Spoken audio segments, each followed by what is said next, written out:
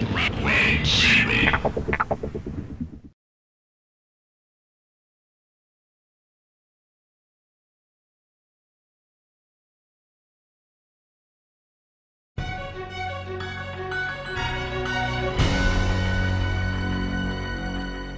Welcome back, and thanks again for joining us with The Perspective. I'm Victoria Davis.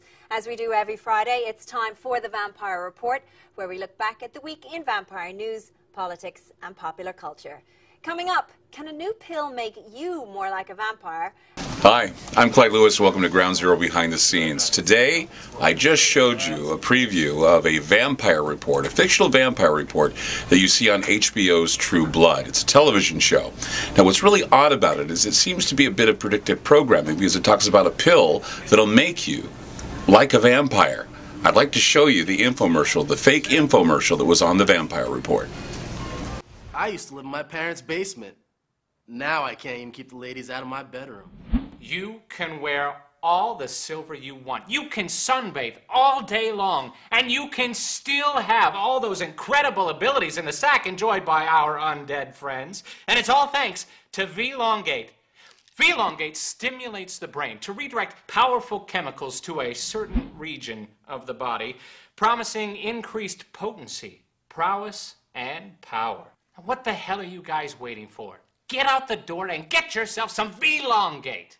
Well, it's really interesting, and the reason why I think it's predictive programming is because today a very morbid story hit my desk, and I wanted to share it with you because I talked about this type of thing on Friday when I talked about them, those demons that rule the world, vampires, those who rapture, seize, take, and harvest you.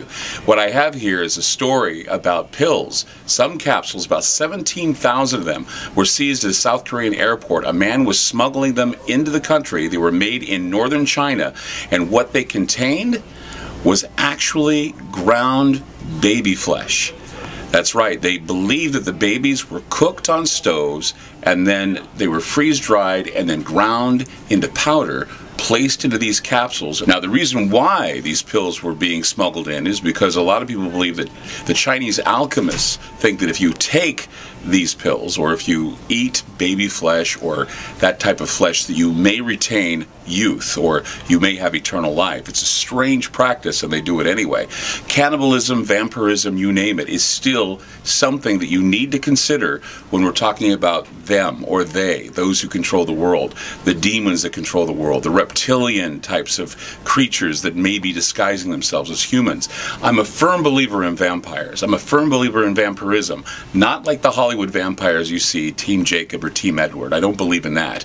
But what I do believe is there are people out there that do consume human flesh or baby flesh, and there are many people out there that don't know about tribes and other practices where this is done. For example, if you take a look at this, what you're seeing here is you're seeing pottery and also lines in the trenches of bones, human bones, where people have eaten human flesh, and hollowed out skulls where they've eaten human brain. Now the problem with that is they get something called kuru, which is the same thing as Creutzfeldt-Jacobs disease. But I don't know if taking a pill form or taking it in pill form would change that or not give you that type of disease, but they do know it's a problem if you eat human flesh. Now there is a tribe, they are a Hindu tribe, a Hindu knockoff, that are called the Agori. And the Agori actually eat human flesh. It's a part of their ritualism. They worship Shiva, and that is the god of death. And here is a picture of an Agori high priest, and it's very creepy to see him. Very bizarre. We were looking over all these stories today as we were contemplating why these pills were being smuggled in. They were made in northern China. We were wondering why they were being smuggled in, and we have an idea as to why. Because we believe, I have believed in the past, that there are elite that are among us that do eat human flesh. Now, a lot of people have joked that the royal family do this. In fact, Princess Diana had said something to that effect, that they ate human flesh, that they were vampires or they were cannibals. I don't know.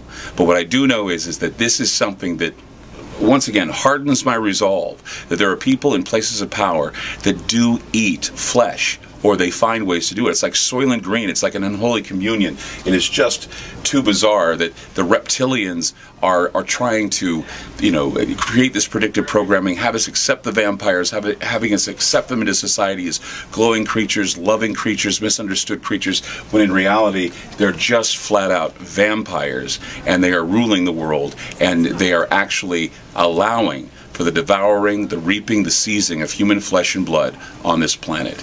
I'm Clyde Lewis, and you've been watching Ground Zero Behind the Scenes.